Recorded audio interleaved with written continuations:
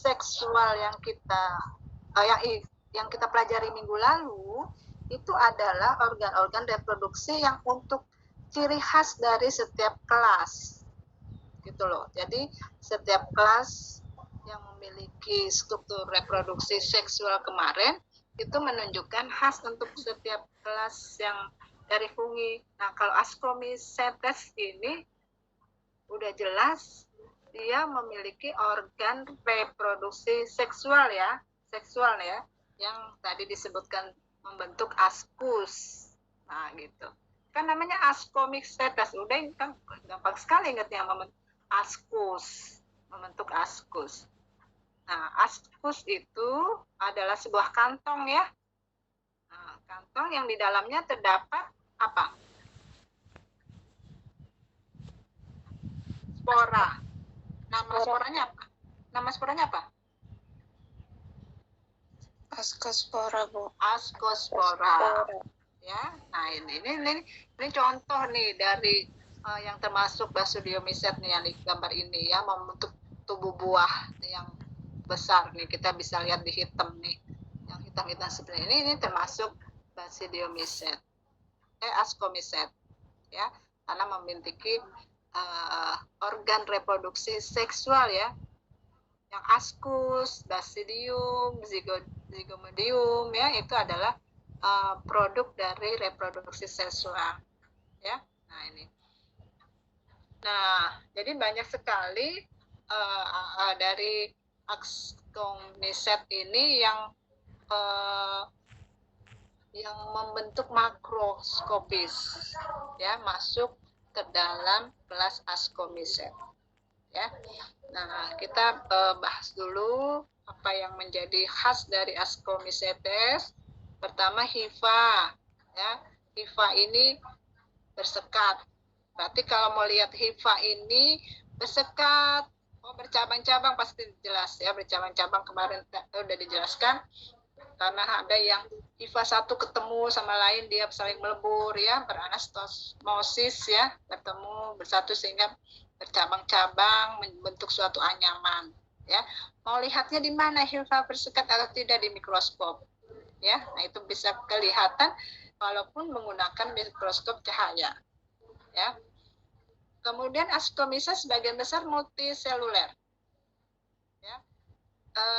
Tapi ada juga yang sebagian besar hifanya tidak bersekat ya. Jadi ini di dalam Ascomycetes ada dua hifa, ada yang bersekat dan atau ada yang tidak bersekat. Nah, ini.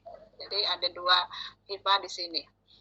Kemudian mayoritas tadi multiseluler. Tapi ada juga yang uniseluler. Ya, nah kalau kita ketemu hamir dari kelas Saccharomyces ya, nah ini termasuk hamir yang uniseluler. Kalau hamir kan semuanya uniseluler ya, tidak ada hamir yang multiseluler. Semuanya adalah uniseluler ya. Nah, itu. Kemudian khasnya tadi nih, memiliki ciri khusus. Ciri khususnya adalah membuat ascus. Nah, yang kemarin Ibu jelaskan.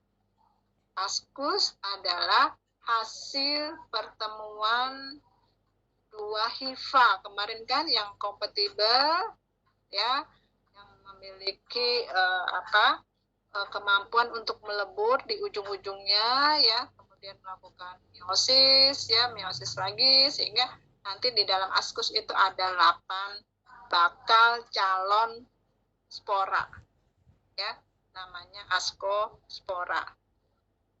Nah, kita sudah belajar ya minggu lalu bagaimana cerita dari mulai bertemu ya. Ini anggap aja kemarin kalau cerita-cerita itu kayak cinta kasih kalian lah, apa dalam sinetron gimana ya mereka bertemu. Nah, sekarang itu kalau gitu lebih mudah diingat. Nah, kemarin belajarnya ascus sampai terbentuk ascospora, bagaimana ini pertemuan dua gamet yang berlawanan jenis, misalnya walaupun lawanan jenis positif dan negatif aja. Nah itu sampai seterusnya. Nah itu cerita ya, story yang mungkin harus Anda ingat ya. Yang anggap saja itu cerita percintaan dari dua hifa ya, yang akhirnya bersatu ya, bisa membentuk satu askus. Cerita-cerita itu coba Anda pahami ya, karena sudah belajar minggu lalu ya, bagaimana askus ini bisa membentuk askospora, bagaimana juga bisa menceritakan kenapa kok bisa jadi 8 kemarin kan, seperti itu ya. Asko dinding selnya bilayer ya, ada 2 ya, mayoritas dinding sel fungi tadi ya, miselium atau hifa tadi ya. Nah itu yang sudah yang masuk ke studium Jedalang Bu Gayuh tadi, dikatakan the power of miselium ya, kekuatan dari miselium ini ternyata bisa membuat bahan-bahan yang kita tidak sangka dan tidak bisa duga ya, ternyata dia bisa membuat suatu bahan biomaterial tadi yang berbentuk untuk membuat partisi, bisa membuat suatu busa dan sebagainya ya. Nah itu ternyata itu dibuat dari kumpulan-kumpulan hifa tadi, hifa yang bertumbuh yang sangat padat ya, sangat banyak ya, sehingga dia menjadi satu kesatuan yang kokoh ya, yang bisa ternyata dimanfaatkan untuk bahan-bahan material seperti itu ya. Jadi itu dinding selnya kitin dan glukan. Kitin ini yang menyebabkan dinding selnya kaku, keras ya. Nah seperti kitin itu kan ada di di yang makanan seafood ya, kerang-kerang ya. Nah itu udang, kulit udang dan sebagainya itu ada di situ. Ya. Sebentar ya Ibu. Dulu sebentar, ini ada yang nelpon. Ibu tulis ini aja dulu.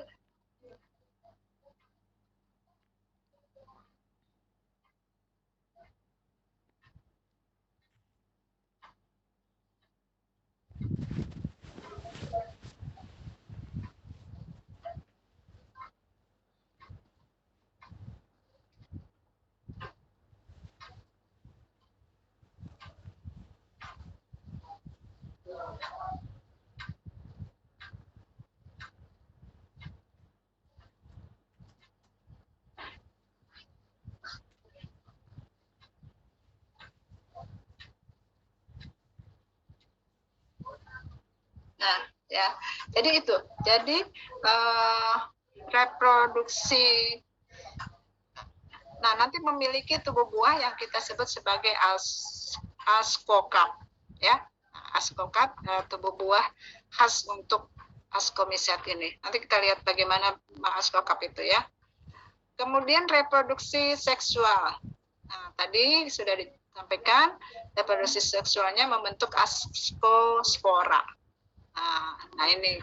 Nah ini yang gambar di bawah ini yang Ibu tunjuk itu adalah suatu tubuh buah ya, tubuh buah yang lama-lama dia mengeras, yang kita sebut dengan sebagai kalau yang bulat-bulat seperti ngeras ini namanya cleistocesium.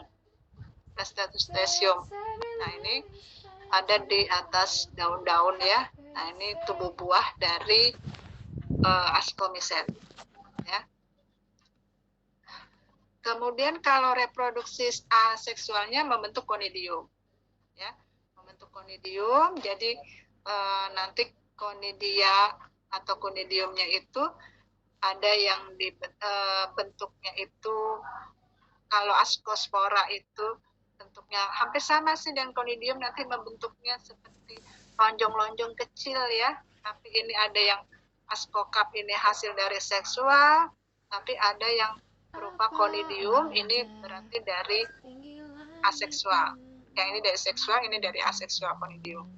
Tapi konidium ini pasti dibentuknya tidak berdasarkan adanya peleburan. Ya, jadi dibentuknya dari mana? Dari sel konidiogenus ya, dari modifikasi hifa yang membentuk sel mother dari konidia atau sel konidiosel sel konidiogenus, ya. Nanti sel konidiogenus itu yang akan membentuk konidia seperti itu. Kalau nggak salah kemarin sudah ya dilihat di gambarnya ada. Hidupnya banyak saprofit. Nah ini seperti ini nih. Nah, Ibu tunjuk ini saprofit ya. Ini juga saprofit. Ini travel ya. Ini makrofangi ya. Ini yang apa? Ini seperti ini apa namanya? Udah lupa yang ini ya. Yang warna merah ini banyak nih di hutan-hutan ya. Di lapuk ya. Di kayu-kayu lapuk. Ini seperti ini juga saprofit ya. Karena tumbuh di kayu-kayu lapuk. Ini juga di daun-daun serasa ya. Nah ini yang dimaksud dengan saprofit. Tapi kalau dia parasit, pasti dia di dalam inang yang hidup. Ada dapat dihidupi oleh kapang ini asko. Dan tiba-tiba inangnya mati. Nah itu yang kita sebut dengan parasit. Ya. Jadi pasti kalau ada yang dirugikan, itu namanya parasit. Jadi nanti pelajaran fitopatologi tentang penyakit tanaman yang disebabkan oleh fungi itu berarti mempelajari fungi-fungi yang parasit, fungi-fungi yang patogen, yang dihidupi oleh fungi yang bisa hidup di inangnya dan inangnya mati. Nah ini kita sebut sebagai parasit. Kemudian ada fungi yang hidup sebagai simbiosis. Nah ini berarti lifestyle dari ascomycet ini bisa 3. Jadi lifestyle fungi ini macam-macam. Ya, dia berubah-berubah. Kadang bisa saprofit di tanaman A, kadang bisa parasit di tanaman B, kadang tiba-tiba di tanaman C dia simbiosis. Bisa dalam satu jenis yang sama. Ya, nah itu kehebatan ya dari fungi, dia entah ya kok bisa begitu, mau-maunya dia aja, suka-sukanya dia aja, mau di mana tempat dia pengen hidupnya seperti ini ya. Jadi sebagai parasit pun dia mempunyai sebenarnya inang yang khas juga gitu loh, tapi di tempat inang yang lain dia simbiosis. Nah yang simbiosis berarti ini ada keuntungan bersama ya antara inang dan funginya. Jadi inangnya tumbuh bersama, dia tumbuh, inangnya tetap tumbuh sehat, terus kemudian fungi juga tetap tumbuh baik, ya tidak ada yang mati. Ya jadi hidup bersama-sama saling menguntungkan ini kita sebut sebagai simbiosis. Nah ini ada pada fungi, contohnya apa ya yang simbiosis ini? Bisa kasih contoh fungi yang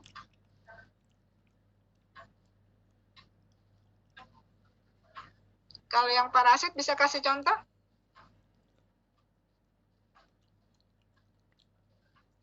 Izin menjawab, Bu. Ya. Yang parasit, contohnya Fusarium acidorum dan Sclerotium falciparum. Penyakit apa tuh? Penyakit layu pada tanaman, Bu. Penyebabnya tanamannya kenapa? Tanamannya itu bercak-bercak kuning gitu, Bu. Kemudian menjadi layu dan akhirnya menjadi mati, Bu. Iya. Nah boleh itu menjadi topik riset ini, boleh itu fitopatologi nanti anak ambil di kecambah apa ya di perkebunan suatu masyarakat, tiba-tiba kecambah atau bibit apa busuk pangkal batangnya itu busuk ya, tapi nanti diselimuti oleh miselium Anda bisa isolasi di situ, itu bagus juga tuh, kan banyak ya pertanian di Padang, coba deh pertanian apa ya yang bibit-bibit yang masih di semai-semai, baru-baru di semai, tiba-tiba semainya nggak tumbuh tapi rebah ya, kemudian lihat di pangkalnya ada busuk membusuk. Nah itu kalau ada di situ miseliumnya sedikit, Anda isolasi apa sih kapangnya di situ. Nah itu busuk rebah semai. Di padi juga ada ya, banyak tuh di padi. Tanaman padi. Nah itu parasit pada tanaman padi, busuk rebah semai. Nah itu ya betul, ada fusarium, bisa juga ya bercak-bercak pada daun ya. Sclerotium rosei itu ya busuk pada pangkal batang itu ya, pada kecambahan. Nah itu bisa ya. Anda lihat di situ. Oke ya, itu sebagai parasit. Kemudian kalau sebagai simbiosis apa? Bisa beri contoh? Lichen termasuk nggak Bu? Sama alga? Lichen, ya betul. Ya, betul ya. Nih Yusi yang sudah memberikan informasi, kita tahu bahwa salah satu contohnya lichen, ya, alga dan fungi, alga dan fungi ya di situ ya, atau kapang yang hidup bersama ya. Bahkan di pohonnya juga, di inangnya di pohon. Pohonnya enjoy aja ya, semua hidup dengan bagus ya. Bahkan mungkin adanya lichen di batang pohon yang tumbuh itu bisa membantu juga ya, apa manfaatnya.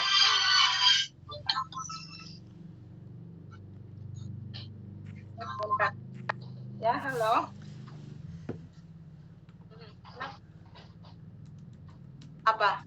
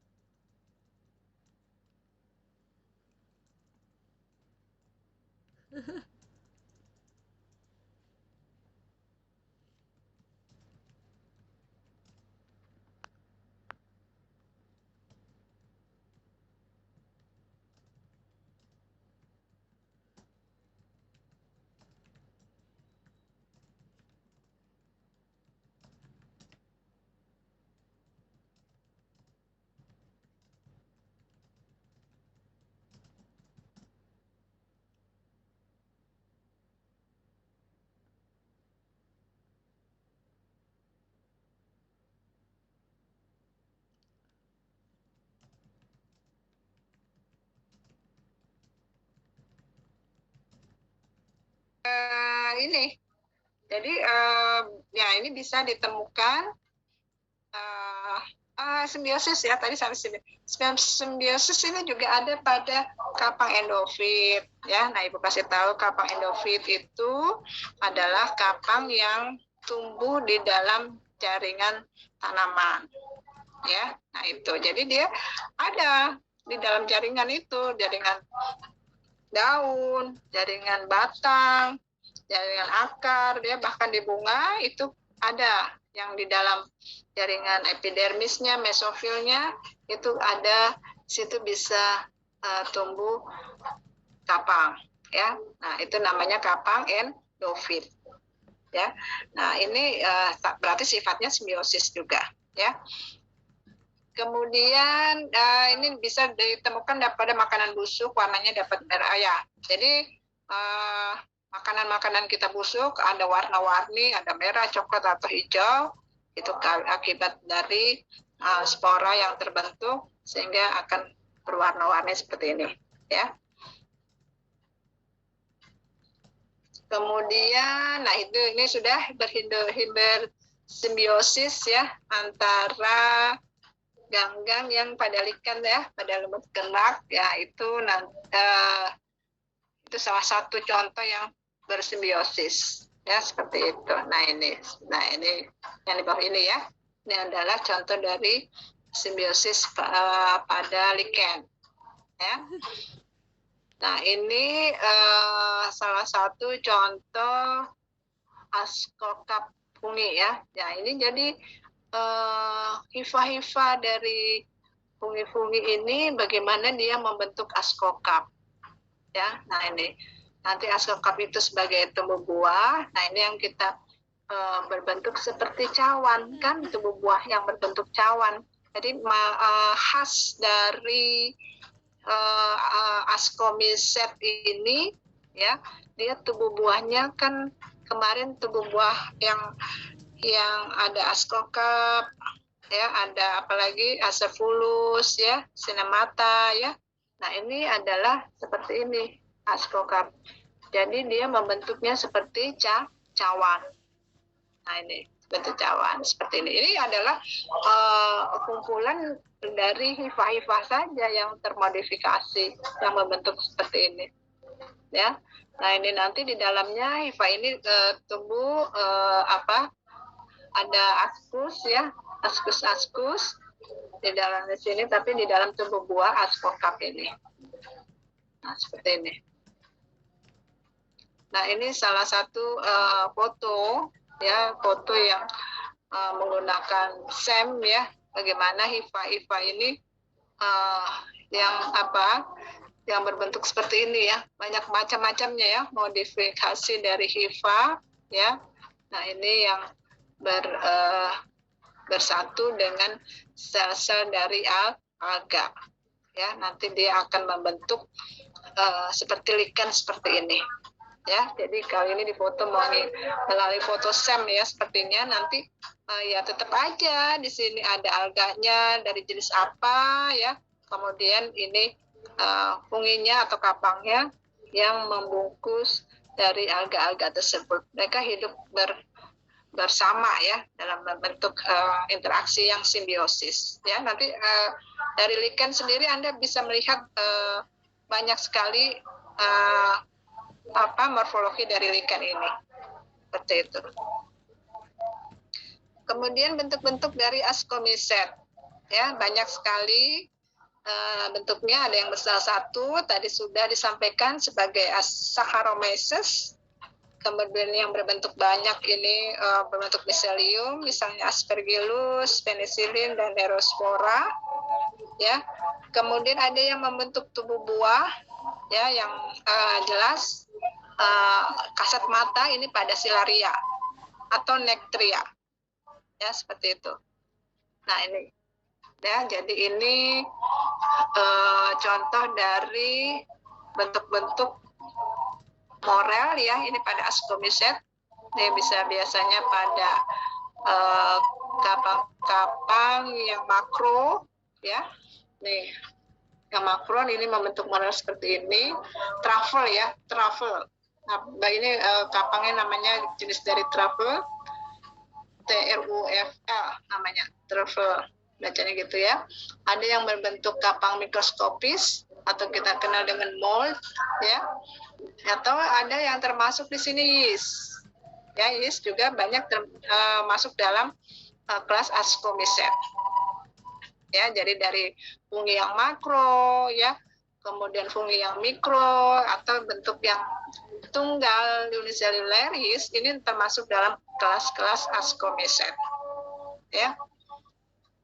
Atau nanti dia juga bisa tadi kita sebut membentuk tubuh buah, ya, yang membentuk ascocap seperti ini, ya, ascocap seperti ini. Ini nanti dihasilkan di sini askus-askus, ya, askus-askusnya, tapi dia dilindungi oleh suatu lapisan dari hifa yang melindungi askus-askusnya sini, ya. Nah, askus-askusnya ini dibentuk dari hifa-hifa yang ada di sini, ya, yang kompatibel tadi.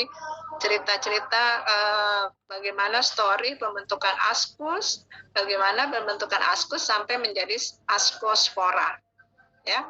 Nah, nanti di sini askusnya diselimuti oleh tubuh buah, dibentuk oleh tubuh buah. Nah, tubuh buah yang khas untuk ascomyces yaitu yang kita sebut dengan ascocap, ya, berbentuk seperti cawan seperti ini, gitu, ya. Nah, itu, oke, ya. Nah,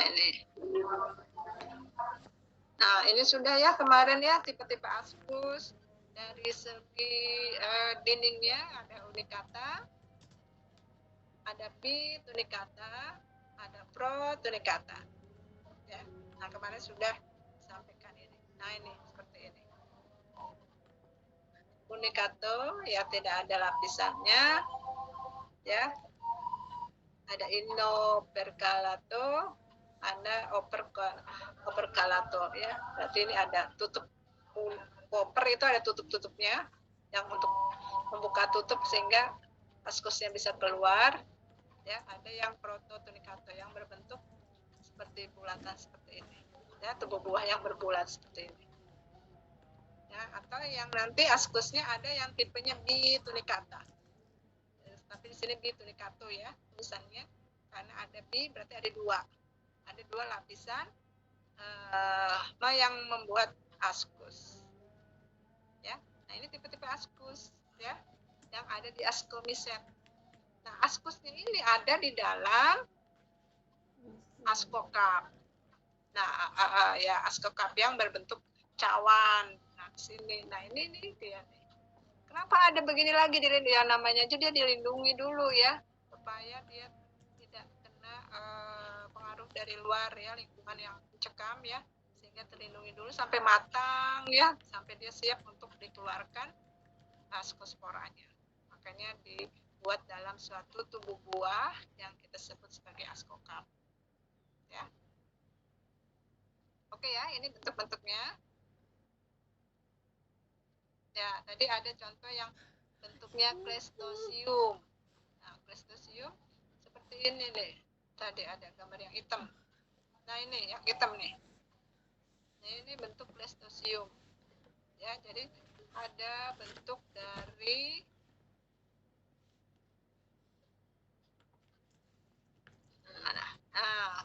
yang bentuk dari seperti bola-bola. Askus dalam keadaan tertutup oleh dinding tubuh buah ya, sehingga untuk menyebar spora harus pecah dulu ya. Nah ini seperti Saccharomyces ya. Jadi Cleistocium itu kalau askokap itu tipenya yang ada yang berbentuk cawan tadi ya. Jadi bentuknya ada kebuka dengan luarnya. Tapi kalau Cleistocium tertutupnya padat ya, rapat, bahkan keras dindingnya ya. Nah ini sehingga bisa melindungi dari kondisi luar yang kurang menguntungkan ya. Ini tipe-tipenya ada yang Cleistocium ya. Nah ini seperti ini bentuknya Cleistocium ya, ada atau berbentuk bulat-bulat seperti ini. Nah ini harus dipecah dulu ya. Kalau dipecah dulu nanti di dalamnya banyak sekali askus seperti itu. Atau apotesium. Nah apotesium tadi yang berbentuk seperti cawan atau mangkuk ya. Nah ini biasanya nanti pada di bagian atasnya ya. Nah ini askusnya nih terlihat di sini nih, bagian atasnya. Ini pada jamur Macrophysiza atau Marcella ya, ini Marcella. Nah ini biasanya nanti di bagian ujung-ujungnya ini ya, ini banyak sekali kantong-kantong askus ya. Nah ini bentuknya seperti mangkok, namanya apotesium. Selamanya engkau hadir. Kemudian ada yang bentuknya perithecium. Terima kasih ya. Perithecium ini panjang-panjang seperti ini, tapi dilihat nanti di bagian ujungnya agak meruncing, agak seperti botol ya. Tapi ini munculnya panjang-panjang seperti ini ya. Nah ini adalah bentuk askokap seperti perithecium atau seperti botol. Nah ini pada Neurospora atau Neurospora Cytophila, pada jamur oncom ya. Nanti nah ini ada yang berbentuknya seperti ini, panjang-panjang askokapnya, tubuh buahnya seperti ini ya. Kemudian nah sekarang reproduksinya ya. Nah reproduksinya yang seksual sudah ya, kita sudah pelajari. Dia akan membentuk tubuh buah ya di dalam suatu askokap yang mana tubuh buahnya itu di dalamnya ada banyak askus ya. Tadi askus juga sudah kita ketahui ada yang berbentuk panjang-panjang seperti ini ya, ada yang berbentuk bulat-bulat ya. Nah ini.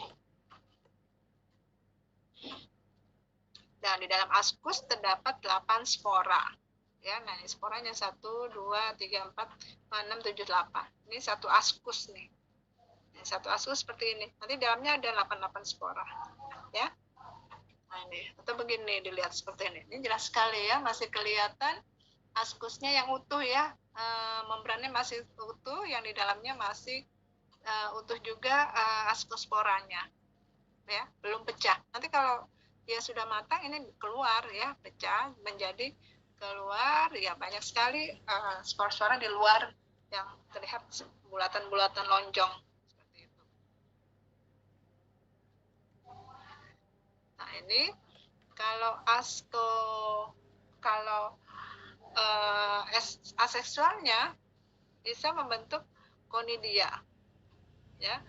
Konidianya itu tergantung dari jenis atau genus bentuk-bentuk yang dihasilkan ya. Nah ini kalau seperti ini nih penisilin ya, penisilin ini banyak sekali nih yang langsung dibentuk oleh, kalau ini dibentuk keluar dari sterigmata ya, sterigmata yang nanti dari sterigmata ini keluar rangkaian rantai-rantai dari konidia atau konidium.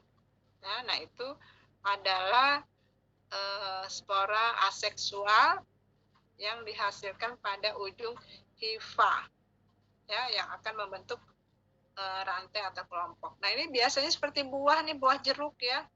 Nah buah jeruk yang busuk kan coba Anda deh lihat, ambil aja kalau misalnya dari jenis Penicillium atau Aspergillus ya.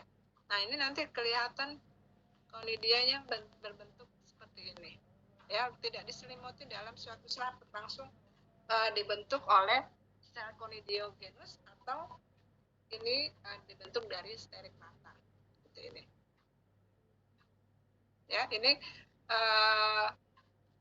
reproduksi aseksualnya, membentuk konidia ya, seperti itu.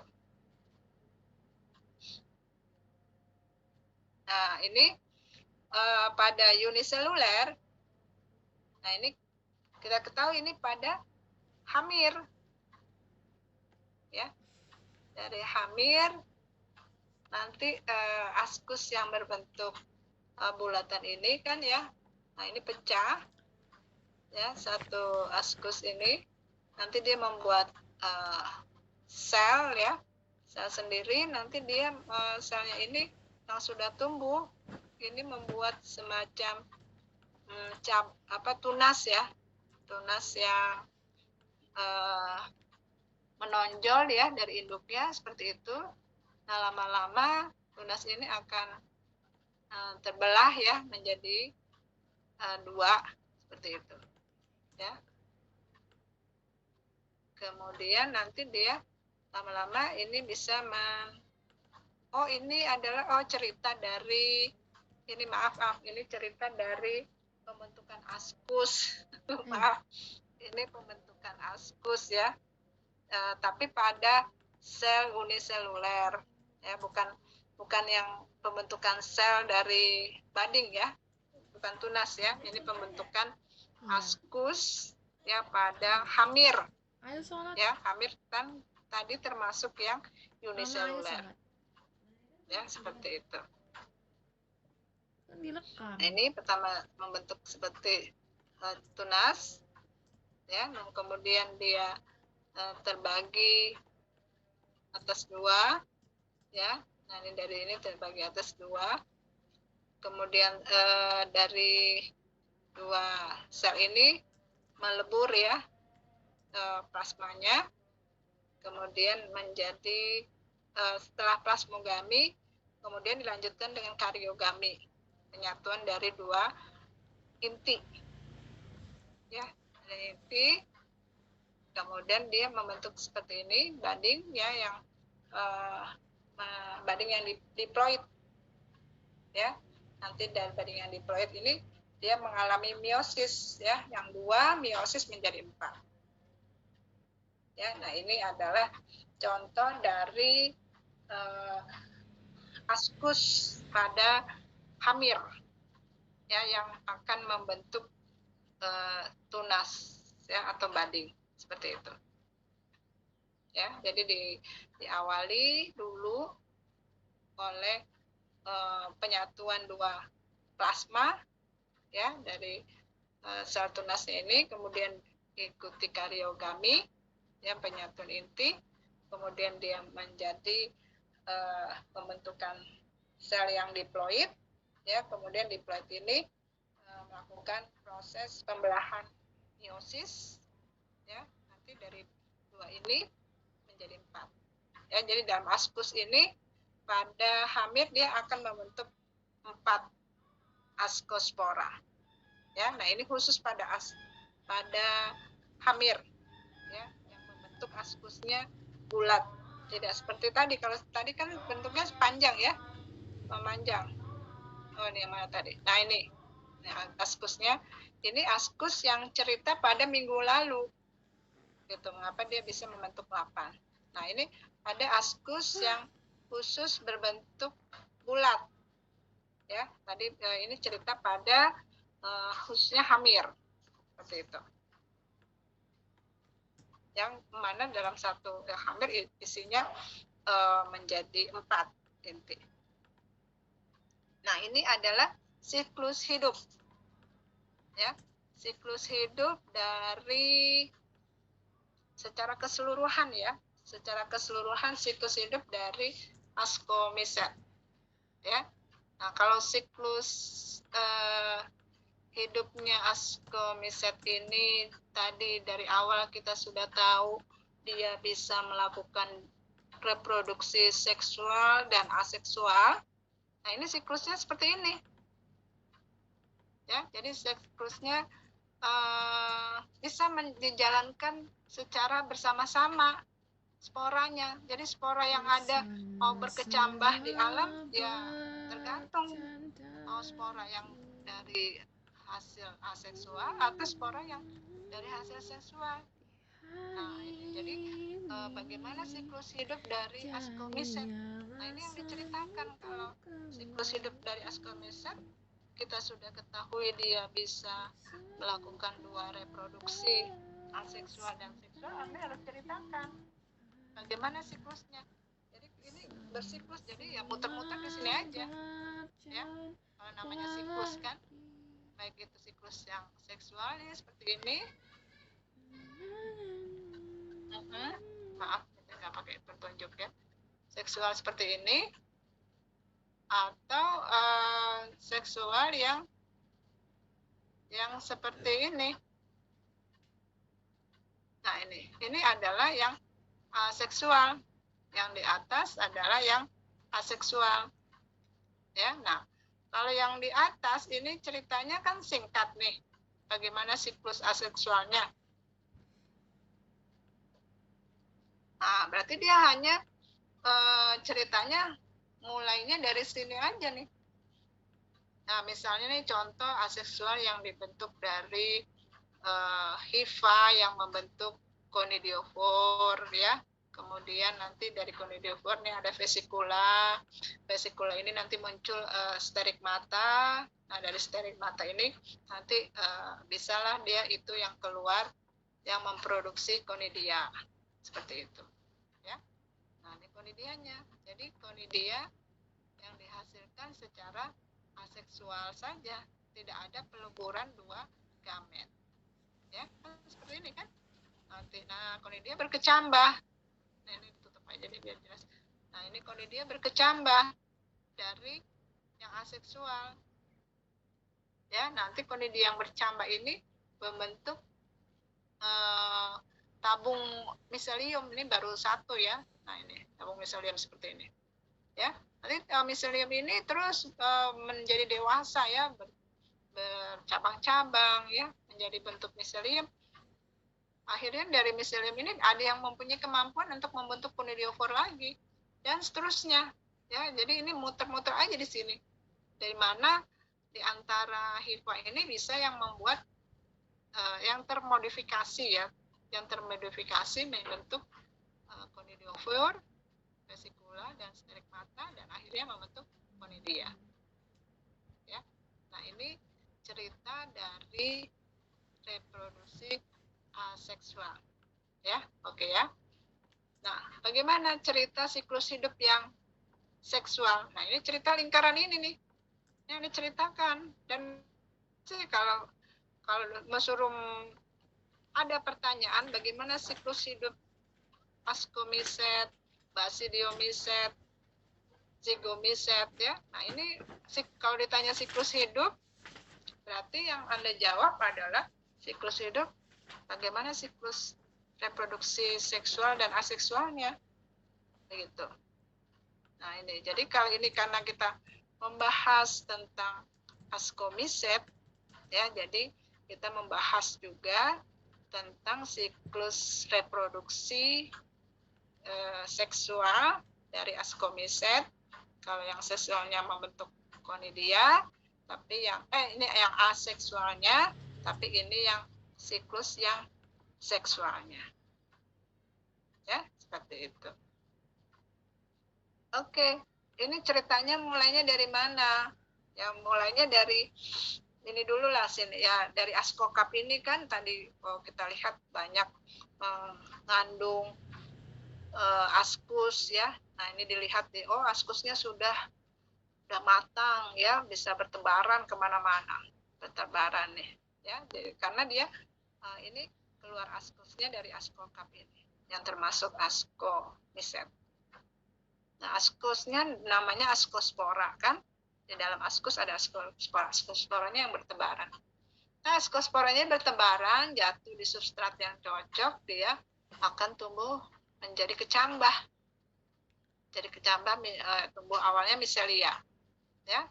Dan seterusnya. Oh, ini ada satu lagi askokap yang lain ya.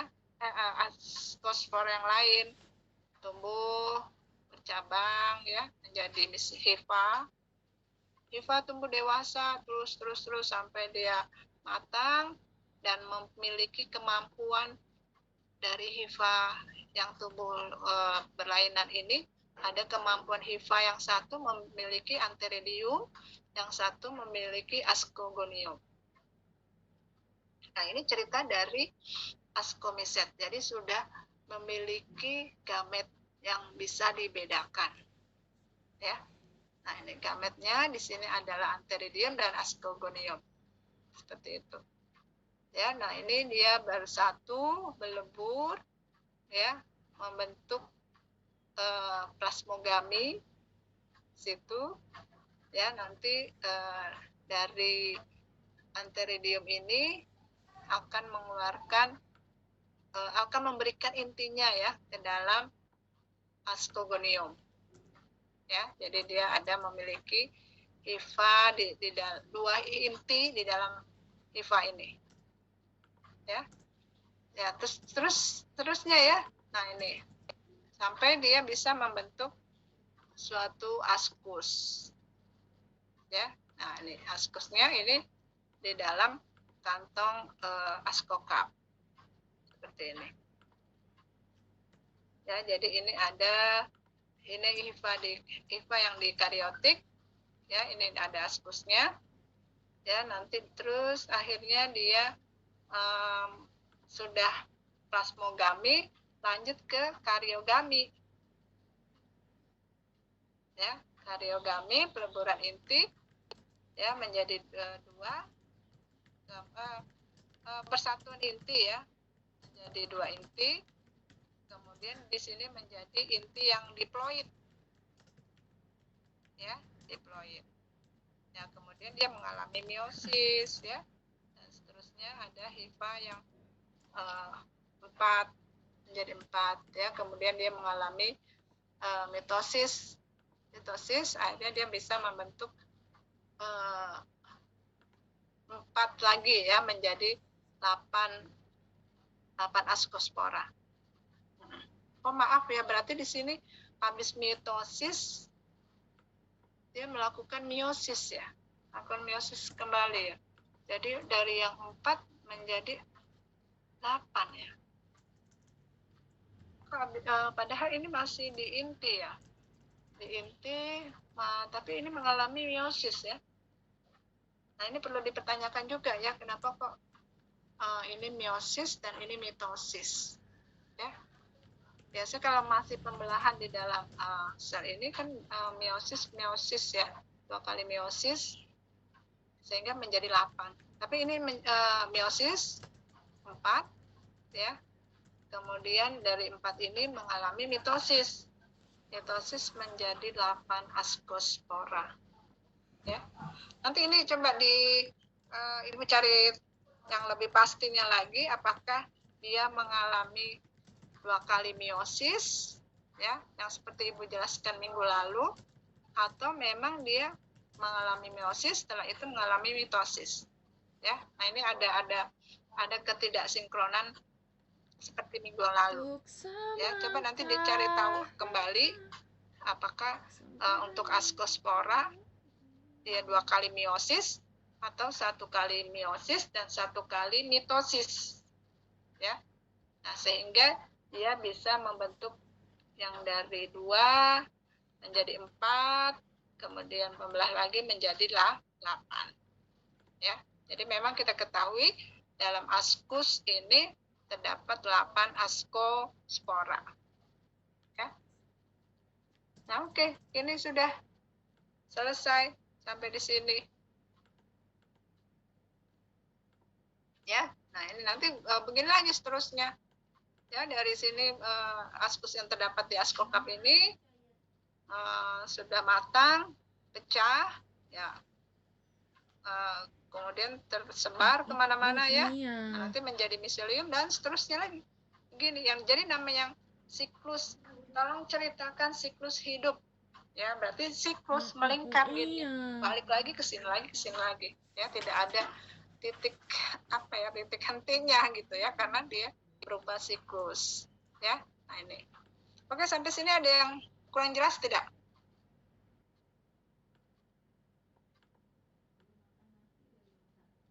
Halo? Sudah jelas Ibu. Sudah jelas ya? Bagaimana siklus hidup dari askomiset ya. Jadi berarti siklus hidup yang dimaksud adalah siklus hidup reproduksi ya, reproduksi aseksual dan reproduksi seksual ya. Nah seperti ini.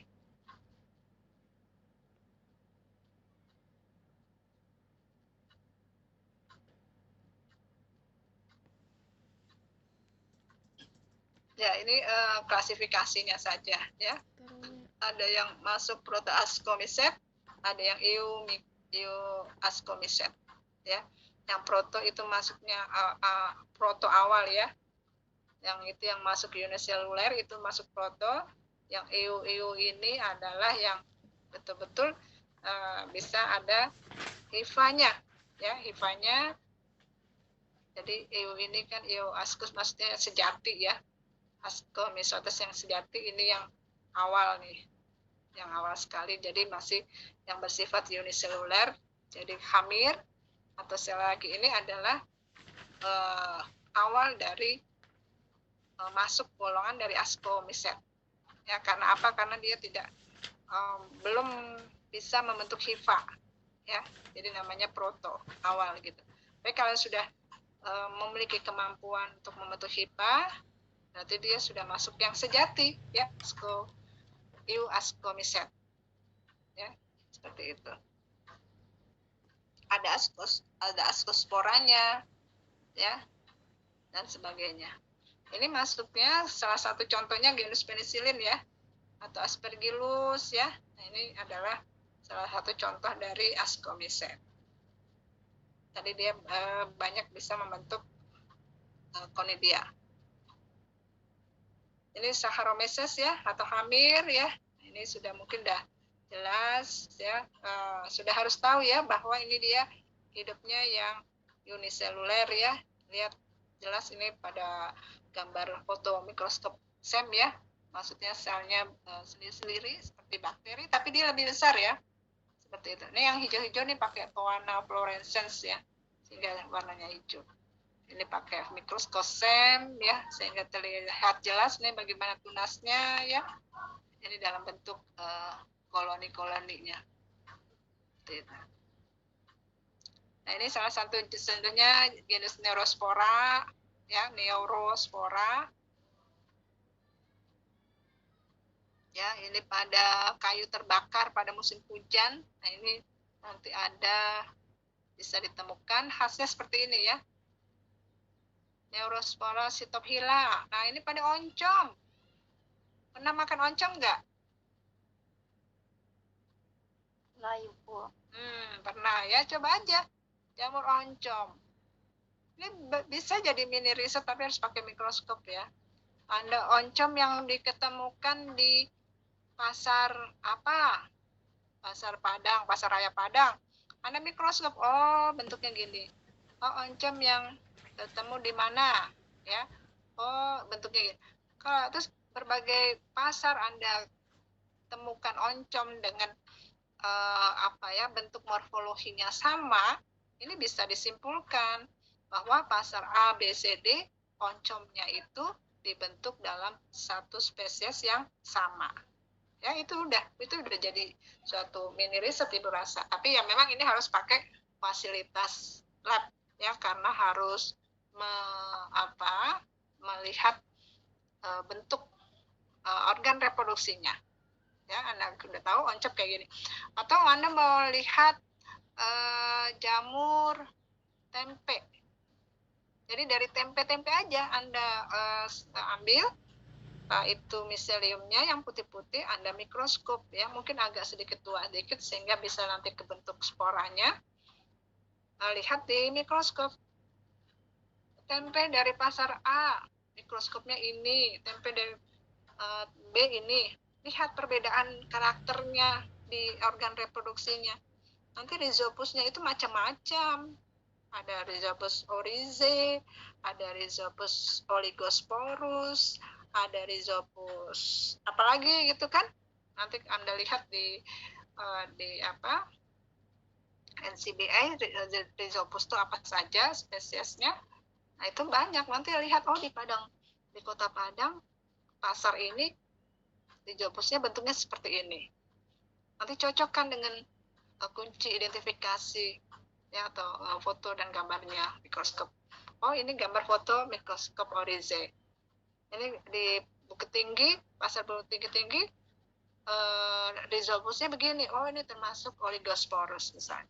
Nah, itu juga bisa ya jadi mini riset bahwa tempe-tempe yang ketemu di pasar-pasar ini, tempe ini namanya dari ragi ini, tempe di sini dari ragi ini ya, dan seterusnya ya. Nah, ini contoh juga ya, bisa Anda jadikan mau skripsi, mau mini riset ya, dan sebagainya bisa. Yang sederhana ya, tidak terlampau sulit. Ini penicillin, nah ini khas banget, ini gampang banget nih diambil nih dari ini Cosmopolitan.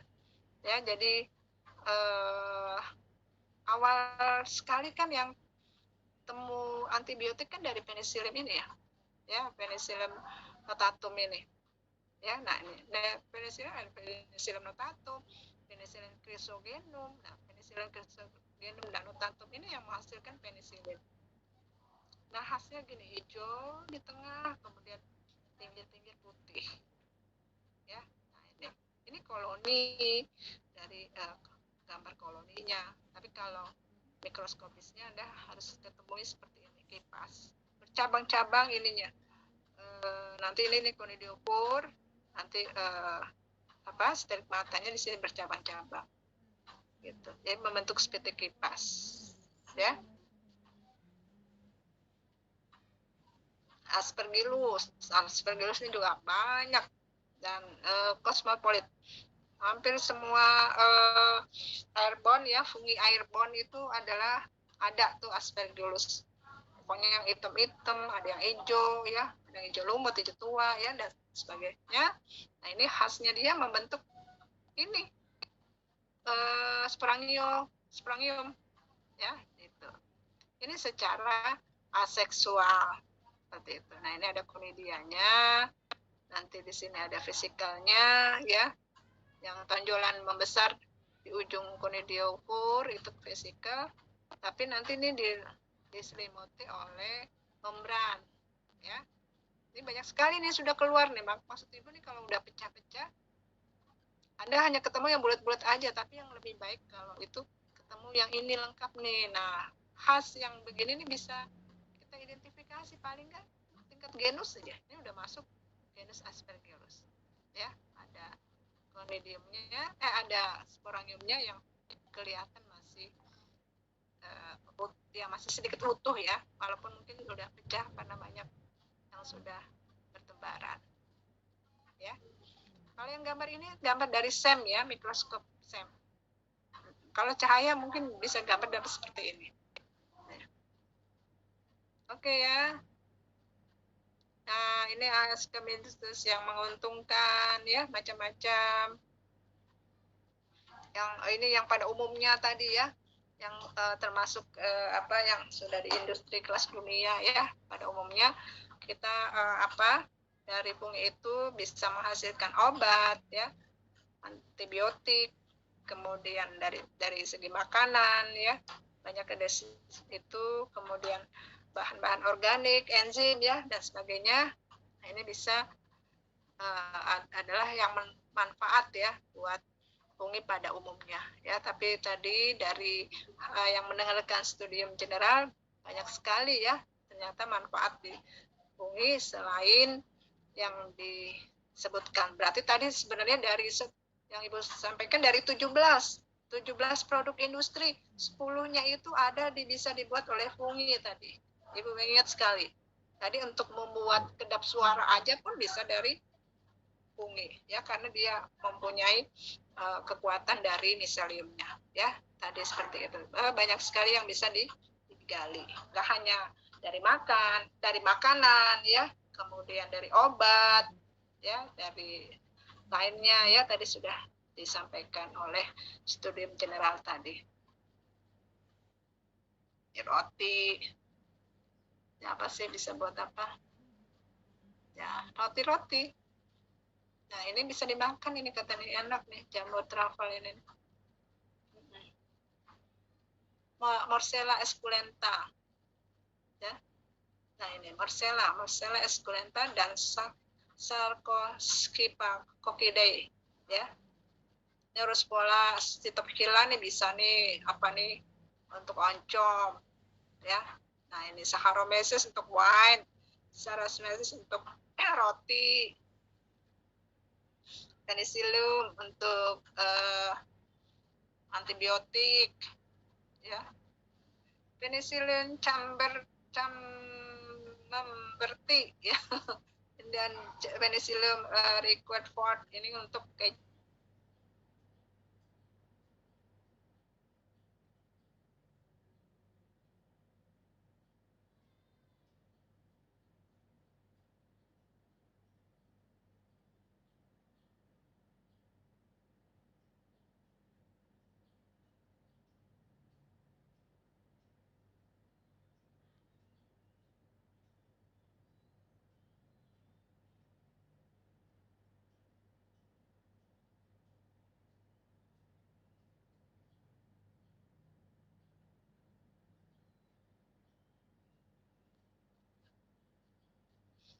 Nah, aspirasi yang merigukan. Nah, ini banyak ya.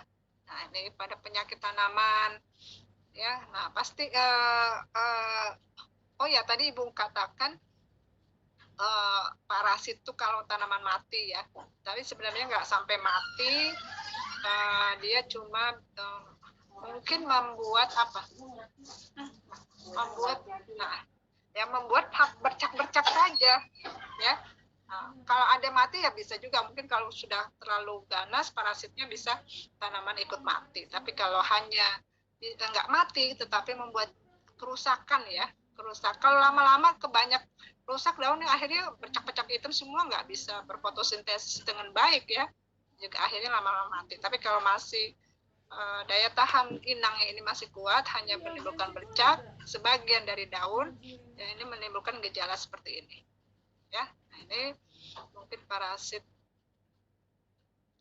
Aspergillus nodulan. Nah, ini Penicillium italicum pada digitatum, perusak buah jeruk. Nah, ini Penicillium italicum dan atau Penicillium digitatum nih.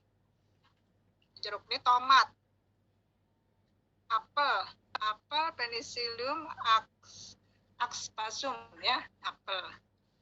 Penicillium islandicum menjadi kuning yellow rice ya, seperti itu.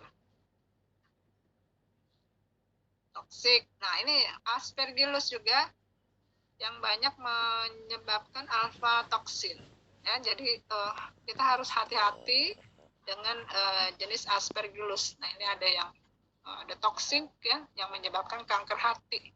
Ya, hati-hati, ini banyak terdapat di kacang tanah. Ya, jadi kacang tanah yang sudah berjamur atau biji-bijian yang berjamur, biasanya jamurnya ini dari Aspergillus, ini juga sebaiknya tidak dikonsumsi karena ada Aspergillus flavus yang khawatirnya kita makan ya, toksinnya masih ada ya, yang menyebabkan kanker. Ini juga sangat berbahaya untuk kita yang suka makan kacang-kacang. Nah, ini Aspergillus khasnya seperti ini ya, bisa dilihat itu ada miseliumnya, ada conidiophornya dan ada sporamiumnya. Oke, sampai di situ mungkin ini pengenalan dari Ascomycet. Ada yang ditanyakan? Nampak.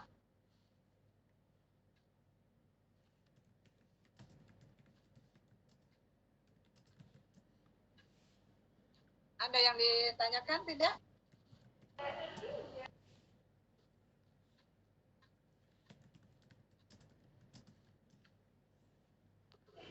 Untuk saat ini belum ada, Bu.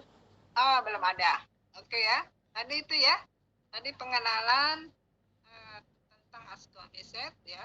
Yang penting khas yang dari kelas ini Anda bisa ketahui yang secara umum ya, yang tadi Ibu sudah jelaskan, dan Ibu berikan beberapa contoh saja yang mungkin yang sangat dekat dengan kita.